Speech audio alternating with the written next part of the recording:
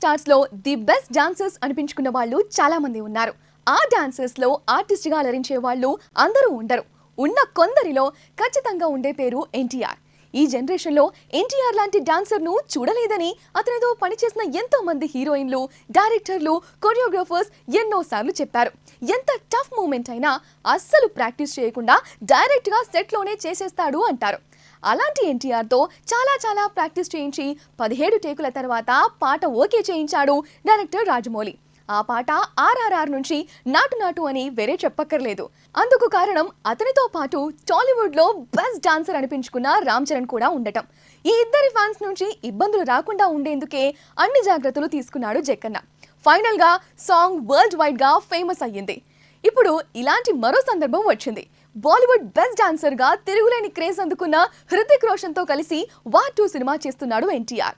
ఈ సినిమాలో నాటు నాటును మించిన రేంజ్ లో ఎన్టీఆర్ హృతిక్ తో ఓ డ్యూయెట్ ఉంటుందట. ఆ డ్యూయెట్ కోసం డాన్స్ కంపోజ్ చేయడం కత్తి మీద సాము లాంటిది. తెలుగులో ఈ ఫీట్ ను ప్రేమ్ రక్షిత్ మాస్టర్ చేశాడు. ప్రేమ్ రక్షిత్ ఎన్టీఆర్ కు ఎప్పుడు మంచి మూమెంట్స్ కంపోజ్ చేస్తాడు. అందుకే అతన్నే మరోసారి తీసుకుంటారు అనుకున్నారు. ఈ పాట కోసం Bollywood female choreographer Vaibhavi merchant ను సెలెక్ట్ చేసుకున్నాడు దర్శకుడు. వైభవి గురించి మన వాళ్లకు తక్కువే తెలుసు. బట్ ఫస్ట్ మూవీకే బెస్ట్ కొరియోగ్రాఫర్ గా నేషనల్ అవార్డు అందుకున్న హిస్టరీ తనది. లగాన్, దేవదాస్, ధూమ్, బంటీ ఆఫ్ బబ్లీ, ఫనా లాంటి ఎన్నో బ్లాక్ బస్టర్లు ఈవిడ ఖాతాలో ఉన్నాయి. మహేష్ బాబు అతడు సినిమాకి వర్క్ చేసింది. అలాంటి వైభవి మర్చెంట్ ఈ ఇద్దరికి ది బెస్ట్ స్టెప్స్ నేర్పించబోతోంది. అయితే సౌత్ ఫ్యాన్స్ మాత్రం తన ప్రతిభ గురించి కాదు, కానీ ఇక్కడ మాస్ ఆడియన్స్ పల్స్ తెలిసినంత గ్రేట్ మూమెంట్స్ ను తను కంపోజ్ చేస్తుందా అనే డౌట్స్ తో ఉన్నారు. ఎందుకంటే వైభవి చేసిన సినిమాల్లో మాక్సిమం కంటెంట్ బేస్డ్ గా ఉంటాయి. సందర్భం ఖచ్చితంగా ఉంటుంది. ఆ మీటర్ను దాటిన కంపోజింగ్ చాలా తక్కువ సందర్భాల్లో కనిపిస్తుంది.